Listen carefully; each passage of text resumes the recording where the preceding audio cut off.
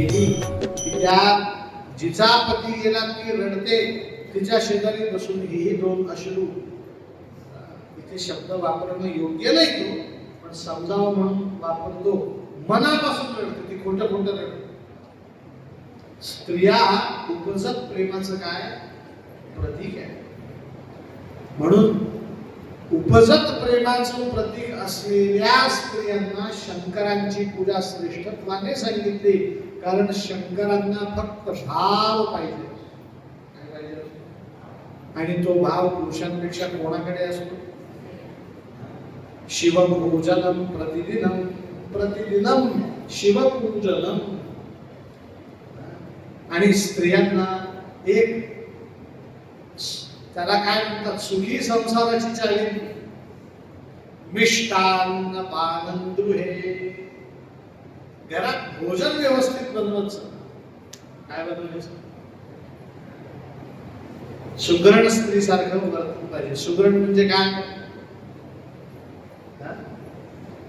खूप स्वयंपाक बनवते तिला सुगरण म्हणत. चविष्ट स्वयंपाक बनवते तिला सुगरण म्हणत. सुगरण म्हणजे काय? तर वरण भात भाजी पोळी चटणी कोशिंबीर साधे पदार्थ ताटात जी वाढते, पण वाढल्यानंतर बसलेल्या माणसाला विचारते ही कोशिंबीर कशाची ओळखून दाखवा. 3-4 वेळा कोशिंबीर खाऊन पाहतो, चावून पाहतो, बघून पाहतो, 2-3 वेळा घेऊन बघतो, जेवण होईपर्यंत समजत नाही.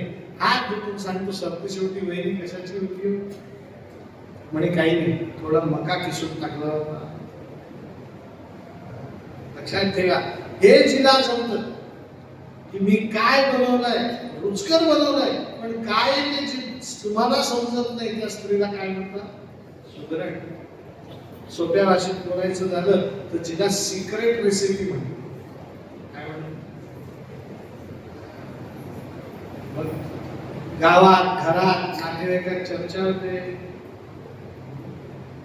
वरणबट्टी खावी तर चौधरी काकूंची खावी, डाळ गंडोरी खावी तर नेत्याकडची खावी. लक्षात ठेवा, फार काही फरक नसतो, थोड्या फार फरकाने त्या पदार्थाची चव वाढवणं जिला जमतं त्या स्त्रीला काय म्हणतात? सुगरण स्त्री. स्त्रीने स्वयंपाक घरात उत्तम केला, सगळ्यांना पोट भरून जीव घातलं, तर त्या घरामध्ये कधीही भांडण तंटे दुःख उद्वेग होत. आणि स्त्रीला उपदेश केला साधो संगम उपासते सततम. नेहमी संत सज्जनांमध्ये राहा. कारण स्त्रियांना संत सज्जनांकडून जी माहिती मिळते ती सगळ्या कुटुंबापर्यंत पोहोचते. म्हणून तिने संग कोणाचा करावा? साधो संग उपासते सततम.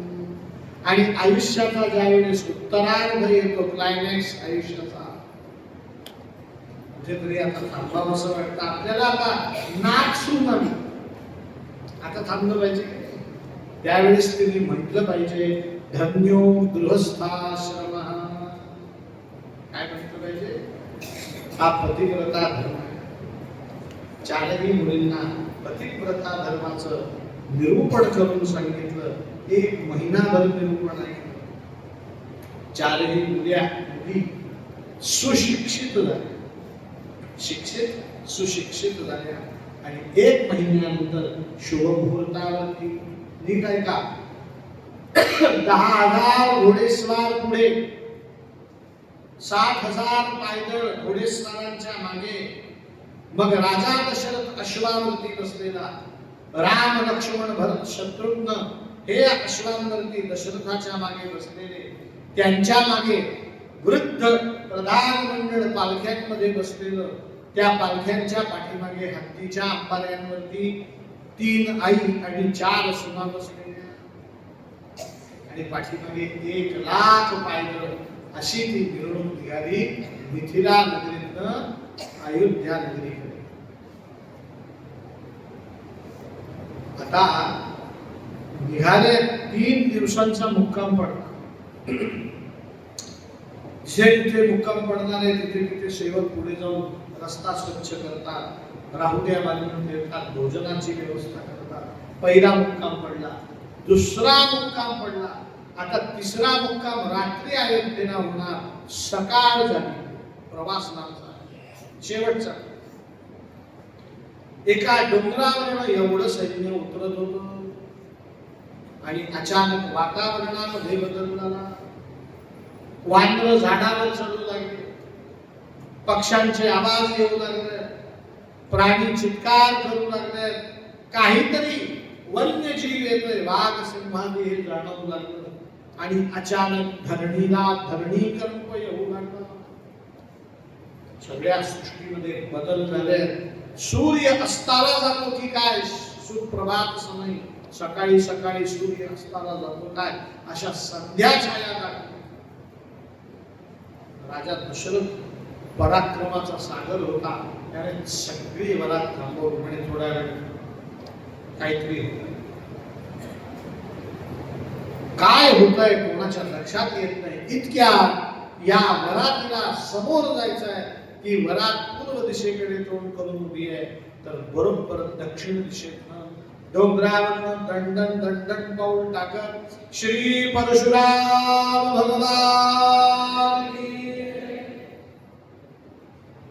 खदिरांगारासारखे लाल डोळे झालेले, अंगावरती परशु घेतलेला पिळदार शरीर, हजारो सूर्यनारायणांचं तेज त्यांच्यात सामावलेलं आहे. 21 वेळा ज्यांनी पृथ्वी निक्षत्रिय केली असे ते परशुराम आले आणि म्हणू लागले, कुत्र राम अस्ति, राम कुठे? राजा दशरथांनी बरोबर आपला घोडा रामाला आडवा लावला. म्हणजे महाराज आपण कोण? रामाशी आपलं काय नाव आहे? तू कोण आहेस? म्हणे मी रामाचा पिता दशरथ, मला तुझ्याशी काम नाही, मला रामाशी काम. दशरथ रामाला लपवण्याचा प्रयत्न करतो. रामाने आपला घोडा तिथेच ठेवला, पायी उतरलाय आणि परशुरामांच्या समोर येऊन राहिले. म्हणे महाराज मी राम. म्हणे तू राम? छे छे, मला तो शिवधनुष्याचा भंग करणारा राम. रामांनी परत वाकून नमस्कार केला. म्हणे शिवधनुष्याचा भंग करणारा मीच राम. म्हणे तू कोवळ्या शरीरी असलेला पुरुष माझ्या शिवधनुष्याचा भंग करतो? छे छे, तू तो राम नसावा. आमचे रामचंद्र अधिक खाली वागले. म्हणे महाराज मीच तो राम. म्हणे तूच तो राम असेल तर शिवधनुष्याची प्रत्यंच्या ओढून शिवधनुष्य भंग केलं याची मला परीक्षा घ्यावी लागेल. म्हणून त्यांनी खांद्याला असलेलं वैष्णव धनुष्य काढलं आणि सांगितलं, रामा प्रत्यंच्या लावून दाखव, आत्ता दूध का दूध, पाणी का पाणी. प्रभू रामचंद्रांनी वैष्णव धनुष्य हातामध्ये घेतलं, वंदन केलं, प्रत्यंच्या लावली, बाण लावला, प्रत्यंच्या खेचली. भगवंतांची प्रत्यंच्या खेचताना त्यांचा आवेश, त्यांचा उभाव, त्यांचं रूप परशुरामांनी पाहिलं आणि बाण सोडण्याच्या आधीच परशुरामांनी पायावरती लोटा घातला. रामा मी तुला ओळखलं. प्रभू रामचंद्र आपलं डावं पाऊल पुढे, उजवा हात मागे करून धनुष्याला बाण लावलाय. परशुरामांनी पायाला हात लावलेला. प्रभू रामचंद्रांनी सांगितलं, परशुरामा तुमच्या आज्ञेने मी हा बाण सोडतो, तुमच्यासाठी. प्रभू रामचंद्रांनी बाण सोडला, तो महेंद्र पर्वतावर जाऊन पडला. कुठे पडला? आता प्रभू रामचंद्रांनी परशुरामांनी पाय धरले होते, त्यांना उठवलं, घट्ट मिठी मारली आणि दोघही एका एकांत स्थळी गेले. एकांत स्थळी जाऊन प्रभू रामचंद्रांनी स्वस्य परिचया, स्वतःचा परिचय दिला. मी सूर्य कुल भूषण इक्ष्वाकु कुल वंशज दशरथात्मज श्रीराम. पण मी साक्षात नारायणाचा अवतार. हे परशुरामा तुम्ही सुद्धा नारायणाचा अवतार आहात. या पृथ्वीवरती एका वेळेस दोन नारायणाचे अवतार राहणं संभव नाही. म्हणून तुम्ही परशुराम अवतार सुप्तावस्थेमध्ये घेऊन ठेवा. पण अवतार समाप्ती करू नका. कारण का तर तुमची गरज परत या जगताला लागणार आहे. म्हणून मी तुम्हाला चिरंजीव देतो. सप्त चिरंजीवांमध्ये परशुरामांचं काय स्थान आहे? अश्वत्थामा, बलिर्व्यासो, हनुमानश्च विभीषणः, कृपा परशुरामश्च सप्तैते. आता तुमचा आवेश थोडा बाजूला ठेवा. परशुरामांचा अवतार हा आवेश अवतार आहे. कुठला आवेश म्हणजे काय? इथे मी बसलो की 4 तास मला आवेश असतो. काय असतो? काही बोलायला सांगा, बोलतो संस्कृत श्लोक. पण इथून वर गेलं की डोळे मिनिट बंद करून पडून राहतो. कोणी आलं तो बोलतो. आवेश संपतो. आवेश फक्त इथे असतो. प्रत्येक मनुष्याचं बलस्थान ठरलेलं आहे. तिथे त्याचा काय असतो? आवेश. मलाच आवेश असतो असं नाही, तुम्हाला सुद्धा आवेश असतो. स्त्री एकदा गॅसच्या उठेशी उभी राहिली की तिला आवेश असतो. पण तिने एकदा जेवण करून पदराला हात पुसला आणि तिला चहा ठेवत. लक्षात ठेवा, आवेश संपला की मनुष्य सुद्धा संपतो. आवेश थांबवायला सांगितला. परशुरामांना सांगितलं, मी जिथे बाण सोडला त्या महेंद्र पर्वतावर जाऊन तुम्ही वास्तव्य करा. परशुरामांनी रामाला नमस्कार केला आणि परशुराम भगवंत महेंद्र पर्वतावर जाऊन वास्तव्य करू लागले. श्री परशुराम भगवान की जय. तुमचं कधी रत्नागिरीला जाणं झालं तर रत्नागिरीच्या अलीकडे चिपळूण गाव आहे. कुठलं? त्या चिपळूण जवळ लोटे परशुराम आणि पेढे परशुराम नावाचे 2 गाव आहेत. लोटे परशुराम आणि पेढे परशुराम. आपल्या महाराष्ट्रात खुर्द बुद्रुक कुठं की नाही, तसं कोकणात लोटे आणि पेढे असे 2 गावांचे भाग आहेत. तिथे परशुराम भगवंत आजही वास्तव्य करतात. आणि तुम्ही अवश्य जाऊन तिथे दर्शन घ्या परशुरामांचं. कारण ते परशुरामांची तर मूर्ती दिव्यच आहे, यात काहीच शंका नाही. पण परशुरामांच्या उजव्या डाव्या बाजूला काल आणि काम नावाचे देव. कुठले? काल म्हणजे घड्याळाची वेळ आणि काम म्हणजे इच्छा. कुठलीही गोष्ट इच्छा काळावर पूर्ण झाली पाहिजे. प्रत्येक वस्तू पदार्थाची किंमत कधी आहे? वेळेवर. एकाने विचारलं, गाव म्हणाला लग्न होत नाही का? म्हटलं मी कधी मी म्हटलं काही नाही, 52व्या वर्षी लग्न येऊन दिसतो. काय उपयोगाचं? इच्छा ही पूर्ण झाली पाहिजे आणि वेळेवरही झाली पाहिजे. तर त्या लोटे आणि पेढे परशुरामच्या ठिकाणचे श्री परशुराम भगवंत काल आणि काम, इच्छा आणि वेळ दोघांबरोबर वास्तव्य करतात. गोपाल कृष्ण. तुमच्या खानदेशात बिबडे प्रसिद्ध आहेत ना, पापड. तसे ते लोटे परशुरामला बिरगुंड प्रसिद्ध आहे.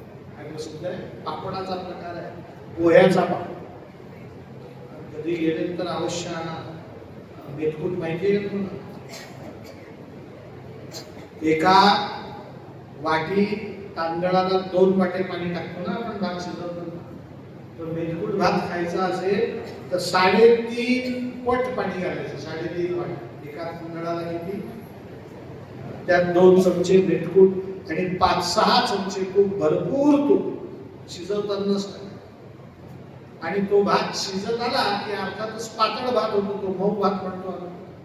तुपात शिजवलेला, भरपूर पाण्यात शिजवलेला, बेतकूट तूप टाकलेला, त्याच्यात भरपूर मीठ टाकायचं आणि ताटामध्ये किंवा पत्रावळीवरती ते बिरगुंड घ्यायचं, पोह्याचे पापड, आणि त्याच्यावर तो भात टाकायचा आणि सकाळी 8 वाजता खायचा. किती वाजता? दिवसभर ऍसिडिटी होऊन अग्नी प्रदीप्त राहतो. मला तोंडाला पाणी अग्नी प्रदीप्त राहतो.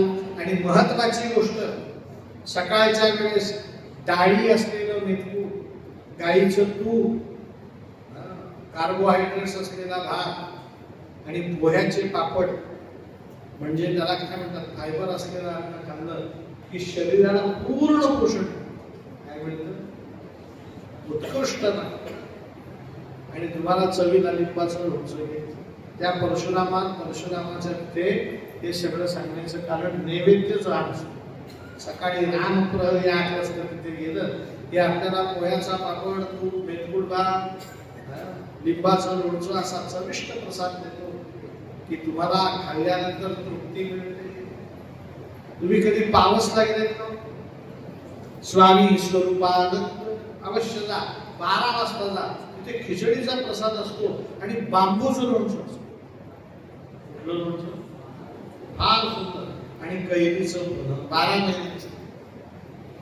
देसाई बंधू आंबेवाले पुण्याचे प्रसिद्ध आहे, त्यांची तिथे शेती आहे. त्यांच्या जागेतच ते पावस स्वरूपानंदांचं काय मंदिर, अगदी अमृताचा अनुभव, संतांच्या घरचा प्रसाद. मग परशुराम भगवंत त्या महेंद्र पर्वतावर जाऊन वास्तव्य करू लागले आणि शुभ मुहूर्तावरती आपण बसलेलो आहोत त्या रामजन्मभूमी अयोध्येमध्ये.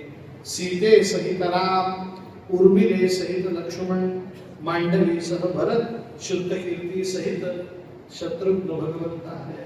लक्ष्मी पूजन झालं.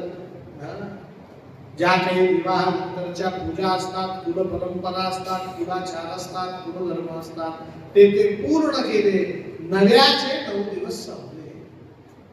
आता राजा दशरथाने राम, लक्ष्मण, भरत, शत्रुघ्न यांना सांगितलं, आता तुमचा विवाह झालेला आहे. आता तुम्ही राज्यकारभारामध्ये लक्ष दिलं पाहिजे. मी राज्यकारभार कसा करतो बघा. राजनीती शिका, राज्यशास्त्र शिका, राजकारण शिका, व्यवहार शिका, नीतिशास्त्र शिका. आणि हे नुसतं थेरी पुस्तकात पाहून शिकू नका, एक कृतीने शिका. माझं प्रधान मंडळ हे विद्वान माणसांनी बनवलं. वसिष्ठ ऋषी माझे प्रधानमंत्री, ज्ञानी माणसाच्या सान्निध्यात राहिला तर ज्ञानी व्हा. पण नुसतं राजवाड्यात बसून राहू नका.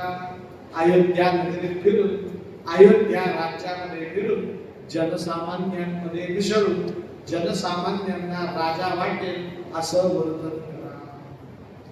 मग सर्वप्रथम राम, लक्ष्मण, भरत, शत्रुघ्न राज्यकारभार शिकू लागले, राज्यशास्त्र शिकू लागले, राजनीती शिकू लागले, जनसामान्यांमध्ये मिसळू लागले. आणि मिसळता अयोध्यावासीय लोकांना रामचंद्रांच्या, लक्ष्मण, भरत, शत्रुघ्नांच्या गुणांचा परिचय येऊ लागला. काय येऊ लागला की यांच्यात काय गुण आहे, आपल्या भाषेत अशी काय क्वालिटी यांच्यात. तर सर्वप्रथम प्रभू रामचंद्रांचा गुण सांगितला.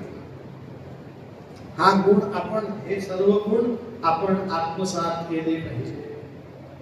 म्हणजे प्रभू रामचंद्रांनी राजा व्हावं अशी प्रजा म्हणते. याचं कारण प्रभू रामचंद्र कसे आहेत तर त्यांच्या गुणांचं वर्णन केलं. म्हणजे प्रभू रामचंद्र पूर्व भाषीय. काय मोठ्याने सांगा. आपण पूर्व भाषी असलो तर आपण मोठे.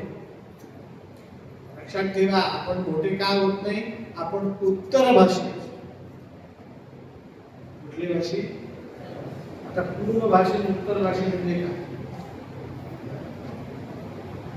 तुम्हाला उदाहरणाने सांगू का व्यवहाराने सांगू? उदाहरणाने सांगू. माझी बायको, तिचं नाव आहे प्रिया. समजा तिची तुमची ओळख, आम्ही तुमच्याकडे कशाला तरी आलो, भागवताला झालं असं समजा. तर एक स्त्री सांगते ती प्रिया, आणि तिने माझ्याकडे पाहिलं, मी तिच्याकडे पाहिलं, पण ती बोलली नाही, मी बोलली. लक्षात ठेवा की बोलो अगर न बोलो, बोलायला सुरुवात आपण करायची. याला म्हणायचं पूर्व भाषा. दुसरा कोणी बोले याची वाट बघायची नाही. याला काय म्हणायचं? पूर्वभाषी. मनुष्याने कसं असलं पाहिजे? चौधरी काका बोलले तर मी चौधरी काकांशी बोलेन, भास्कर काका बोलले तर मी त्यांच्याशी बोलेन. ही आढ्यता आहे, हा गर्व आहे. आपण पूर्वभाषी असलं पाहिजे. ते बोलो अगर न बोलो, आपण दोन शब्द प्रेमाने बोलायचे. हा प्रभू रामचंद्रांचा दैवी गुण आहे. पण पूर्वभाषी रामे म्हणजे ते गेल्या गेल्या काव याचा काय अर्थ आहे असं बोलत नाही. प्रियम पदा कसं बोलतात ते? प्रिय. प्रिय म्हणजे समोरच्याला हवा असं असतं. आयुष्यात हा गुण तुम्ही आत्मसात करा. समोरच्याला आपल्याकडे काय उत्तर हवंय ते द्यायचं. प्रियम पदा. गाव या वर्षी होणार बघा. तिला हे नाही म्हणायचं तुझा मुलगा शिकलाच नाही, काही कामच करत नाही, हे बाकीचे बोलायचं. या वर्षी झालं आम्हाला मात्र बोलवल्याशिवाय ना. प्रिय पदा. बोलायला कसं बोला? प्रिय बोला. तिसरा गुण सांगितला, पर्वते परमानुगुणं पर्वतीकृती. म्हणजे समोरच्याने एखादी छोटी गोष्ट जरी दिली तरी तू फार मोठी गोष्ट दिली आहे असं त्याला सांग. समोरचा छोटा गुण जरी असला तरी त्याचा तो फार मोठा गुण आहे असं त्याचं वर्णन करावं. परमानुगुणान पर्वतीकृत्य. परमाणू एवढा गुण ज्याच्यात आहे त्याचा गुण पर्वत आहे एवढा आहे हे सांगा. तर मोठे मोठे काम होतात. लक्षात ठेवा, छोटं काम जरी केलं तरी तू काम कसं केलं? मोठं केलं असं सांगितलं पाहिजे. कारण आज नाही उद्या त्याला मोठं काम सांगावं लागणार, त्याच्याकडनं ते पूर्ण झालं पाहिजे. म्हणून हा तिसरा दैवी गुण रामचंद्रांनी आपल्याला सांगितला. चौथी गोष्ट, नित्यम वृद्धोपसेवते. प्रभू रामचंद्रांना मित्र आहेत, अयोध्या नगरीमध्ये बनवलेले मित्र आहेत. पण कसे? तर 100 मित्र आहेत तर 40 मित्र तरुण आहेत, 10 मित्र प्रौढ आहेत आणि उरलेले 50 मित्र वृद्ध आहेत. प्रभू रामचंद्र तरुणात कमी, प्रौढात अति कमी, पण वृद्ध माणसात जास्त रमतात. कारण का? अभिवादनशीलस्य नित्यं वृद्धोपसेविनः चतुर्भिर नित्य वर्धन्ते आयुर्विद्या यशो पदम. नेहमी वृद्ध माणसांकडनं ऐका, वृद्ध माणसांचा सल्ला घ्यावा, वृद्ध माणसांचं मत स्वीकारावं. कारण त्या वृद्ध माणसाच्या मतामध्ये एक एक्स्ट्रा गुण असतो, त्या गुणाचं नाव आहे अनुभव. कुठला गुण? आणि या जगतात प्रत्येक गोष्टीचा अनुभव घ्यायला आपल्याला वेळ नाही. मग ज्यांनी अनुभव घेतलाय त्यांच्याकडे तो आधीच उधार घेऊन टाकायचा. म्हणून शास्त्राने सांगितलंय अभिवादनशीलस्य नित्यम वृद्धोपसेविनः. अभिवादन करून वृद्धांजवळ जायचं, त्यांना काही गोष्टी विचारायच्या. आणि हे तुम्ही केलं तर तुम्हाला तोटा काही होत नाही. 4 गोष्टी आपोआप प्राप्त होतात. कुठल्या? आयुर्विद्या यशो पदम. वृद्धांमध्ये राहिलं तर आयुष्य वाढतं, विद्या वाढते, यश वाढतं आणि बल वाढतं. म्हणून नेहमी वृद्ध आपल्यापेक्षा वयाने मोठ्या माणसाच्या संगतीत श्री रामचंद्र राहतात.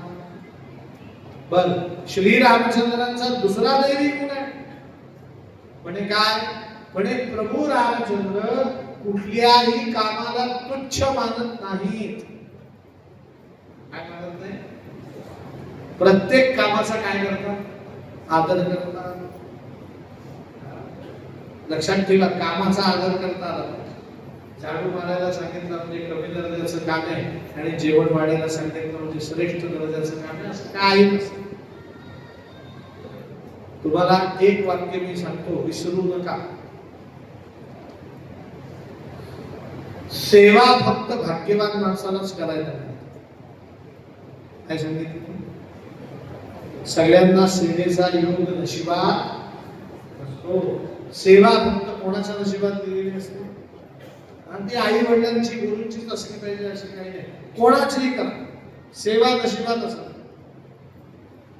आणि ज्याला सेवा करता आली ना महाराज, त्याला मेवा हा मिळतोच. कोणाचीही सेवा.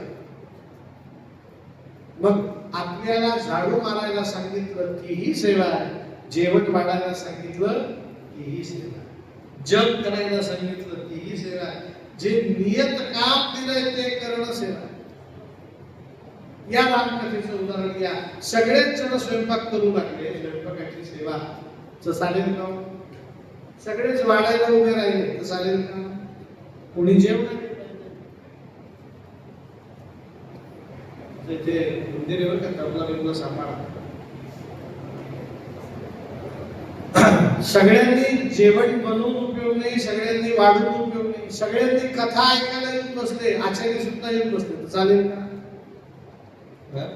नाही. प्रत्येकाला नेमून दिलेलं काम हे श्रेष्ठ आहे असं मानून जो काम करतो त्या एकत्रित व्यवस्थेमध्ये यश निर्माण होतं. स्वयंपाकाने स्वयंपाकाचं काम करायचं, वाढणाऱ्याने वाढणाऱ्याचं काम करायचं, कथा ऐकणाऱ्याने कथा ऐकणाऱ्याचं काम करायचं, कथा सांगणाऱ्याने कथा सांगायचंच काम. मी स्वयंपाक घरात डोकवायचं नाही आणि स्वयंपाकवाल्या बाईने इथे डोकवायचं. हे नियम पथ्य पाळले तर संसार कसा सुखी होतो. प्रभू रामचंद्रांचा गुण आहे. प्रभू रामचंद्र नित्य बलोपासना करतात. बलंग्राही काय करतात ते? बलोपासना करतात. कारण प्रभू रामचंद्रांना माहिती आहे वैवर्ष 25 पर्यंत केलेलं व्यायाम शक्ती संचय हा आयुष्यभर पुरत असतो. 25च्या आधी बल आणि विद्या ग्रहण करायचे असतात. बल ही कधी ग्रहण करायचं? 25च्या आधी. आणि विद्या ही कधी ग्रहण करायची? आधी. आज 25च्या जे बल विद्या ग्रहण केलं ते आयुष्यभर पुरत. आता आपण किती काजू बदाम खाल्ले, जोर बैठका मारल्या, काही होणार. मी 10 जोर मारायला घेतले, 3 ठिकाणी मुसळलं, 2 कथा कॅन्सल करायला लागल्या. आता जे काही बनायचं होतं ते मी बनवलं. आता नवीन बल येणार, नवीन विद्या येणार. म्हणून प्रभू रामचंद्र बल संचयाकडे दुर्लक्ष करत नाही. प्रभू रामचंद्र स्त्रियांकडे कसे पाहतात सांगितलं. स्त्रियांकडे पाहताना प्रभू रामचंद्रांच्या मनात फक्त 2 भाग आहेत.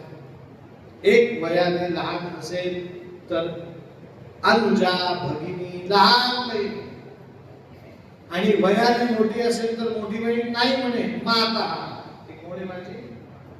म्हणून प्रभू रामचंद्र वयाने लहान जरी स्त्री असली, वयाने मोठी जरी स्त्री असली तरी तिच्या चेहऱ्याकडे पाहत नाही, चरणाकडे पाहून तिच्याशी संवाद साधतात.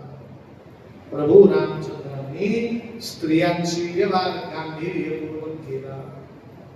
प्रभू रामचंद्र बोलतात, वागतात, चालतात तर कसे? म्हणे विनयशीला, विनयाने वागतात. त्यांच्या प्रत्येक कृतीत काय दिसतो? विनय. आणि सरते शेवटी सांगितलं प्रभू रामचंद्रांचा दैवी गुण आहे. हा दैवी गुण फार महत्वाचा आहे. आत्मचिंतन केलं पाहिजे. काय केलं पाहिजे? रामायणात सांगितलंय प्रत्यहं प्रातरुष्टाय चिंतयेत आत्मनो हितम. माणसाने अधूनमधून बघितलं पाहिजे आपण जीवनात या टप्प्यावरती कुठल्या पायरीवर उभे आहोत. स्वतःला ओळखता आलं पाहिजे. काही माणसं असतात ते स्वतःला ओळखत नाही, उगीच स्वतःला मोठे समजतात. पण एकदा सांगावं लागतं, समजून तुम्ही मोठे नाही, तुम्ही एकदा बघा तुम्ही कुठल्या पायरीवर उभे आहात. तुमची मोठेपणाची व्याख्या काय? तुमचा मुलगा सिगारेट पितो, तुमची तुमचा दुसरा मुलगा तंबा उठतो आणि तुम्ही घरात डोळे टेकून म्हणतात मी पाटील आहे. या बोलण्याला काही अर्थ? तुमची मोठेपणाची व्याख्या काय? तुम्ही मोठे आहात म्हणजे नेमकं काय? तुम्ही स्वतःला अजून ओळखलेलं नाही. आपण स्वतःला ओळखलं पाहिजे. ते ओळखणं म्हणजे आत्मचिंतन आहे. एकदा आम्ही कथेलाच होतो. कशाला खोटं बोला, तुमच्याच कथेला.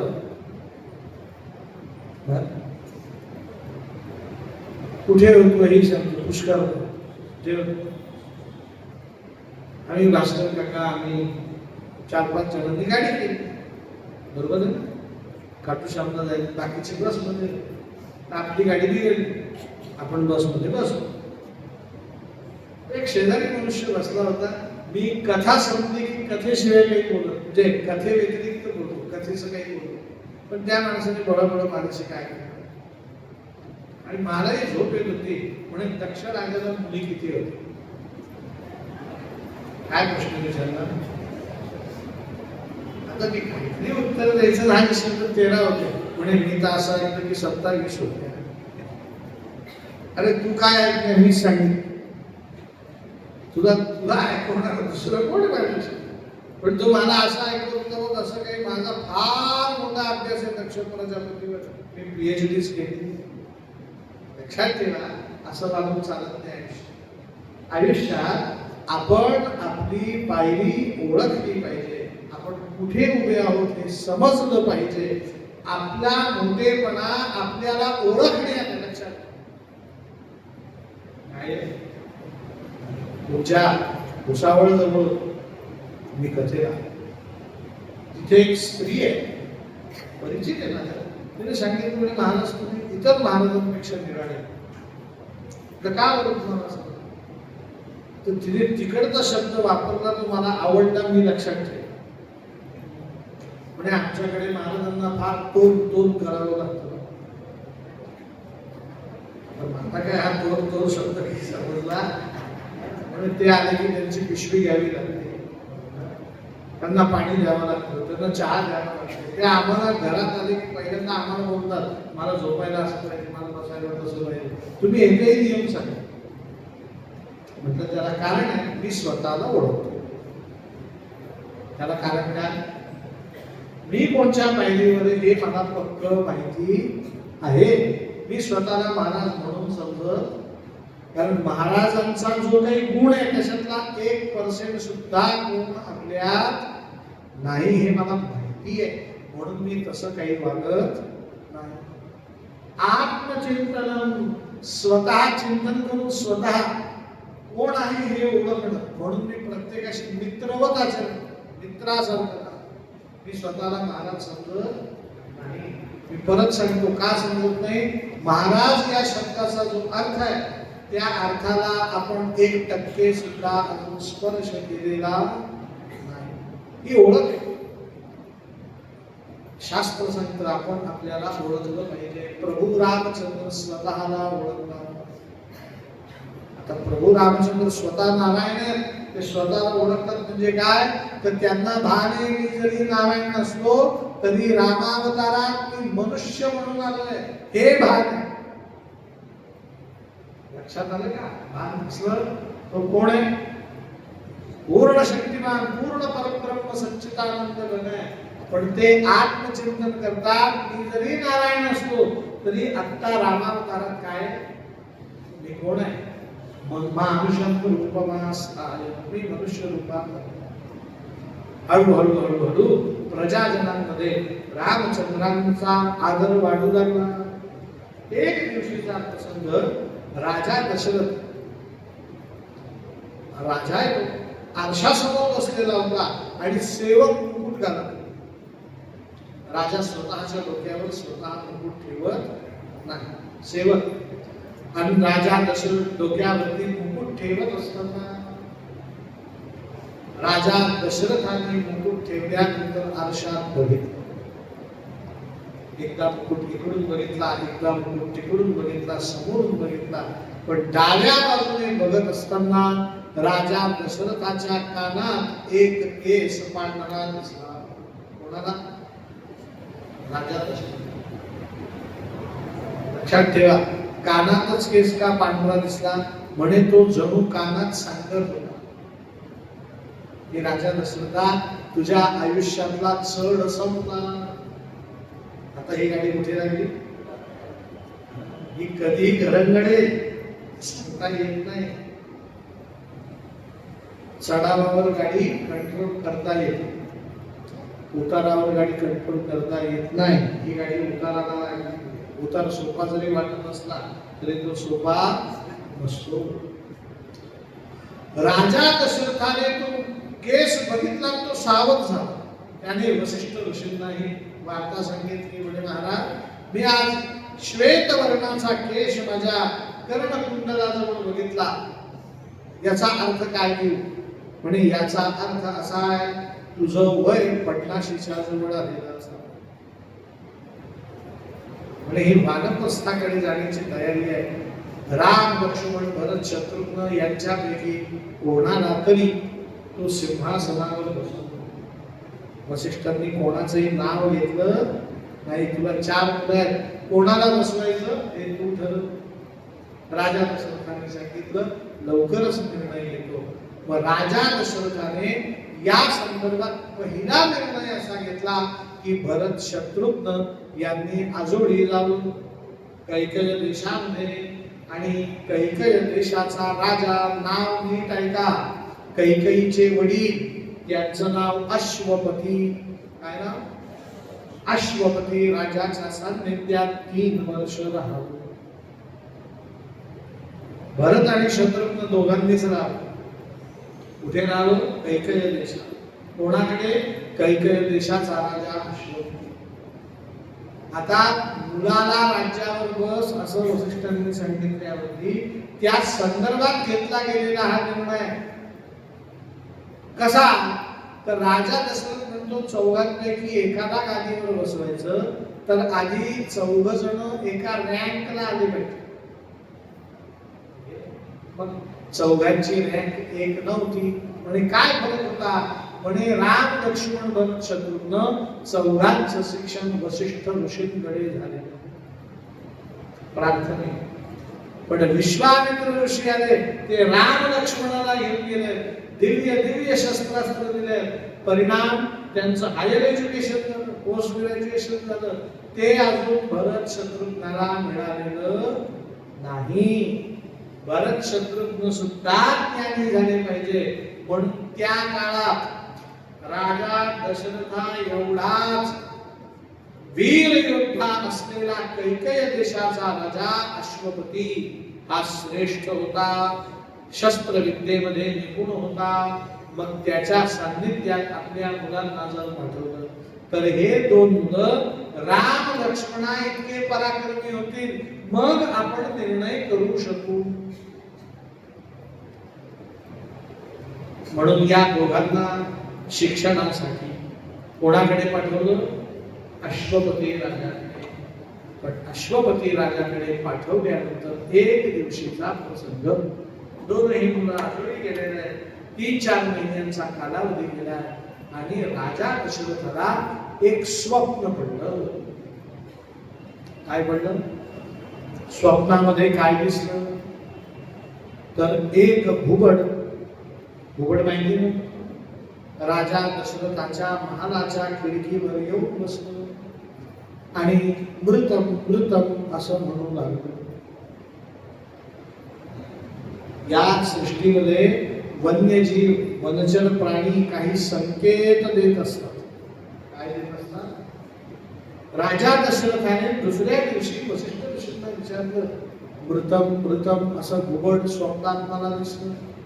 वसिष्ठ ऋषींनी सांगितलं, मला काही वेळ दे, मला धर्मग्रंथ बघावे लागतील, या स्वप्नाचा जाणावा लागेल. वसिष्ठ ऋषींनी तो जाणला आणि सांगितलं, राजा दशरथा, कदाचित तुझा किंवा कदाचित तुझ्या प्रिय व्यक्तीचा मृत्यू, तिची वार्ता तुला घडण्याची शक्यता आहे. म्हणजे काय उपाय झाला?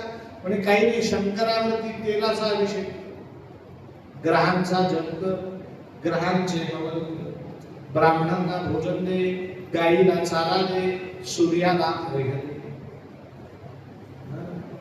आणि तुला कोणाचा मृत्यू होईल अशी आशंका वाटत असेल तर त्या व्यक्तीच्या वजना इतकं सप्तधान्य दान. काय काय दान ते सांगा. सगळ्यांचे डोळे उघडे, कारण तुम्ही योगी होतात 2 तास. हरे राम राम राम हरे हरे, हरे कृष्ण कृष्ण कृष्ण हरे हरे. म्हणा